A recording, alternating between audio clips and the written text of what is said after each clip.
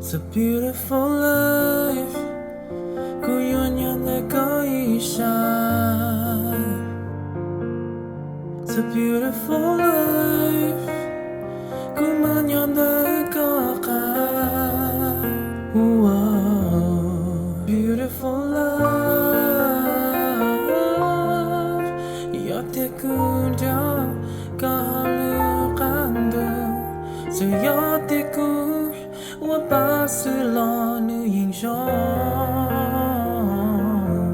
It's a beautiful life, beautiful day. Kumanyon sa kenya jong zaka. Beautiful life, beautiful day. Tanyon da ko isa. Beautiful my love, beautiful your heart. Beautiful life.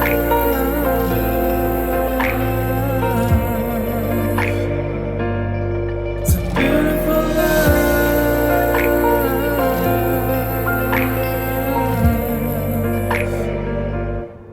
It's a beautiful life. Kuyoti thai ko mutale. It's a beautiful life. Có thiết tao anh nơi cô. Beautiful love.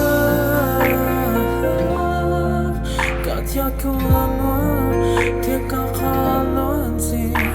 Có thiết tao phải đó cũng đã có ý xa. Beautiful life, beautiful day.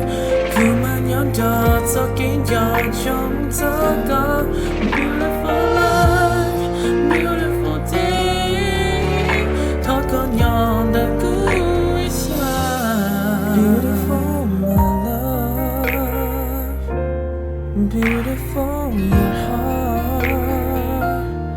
It's a beautiful life. Những điều tệ mà hoa cũng nhớ trong gió có.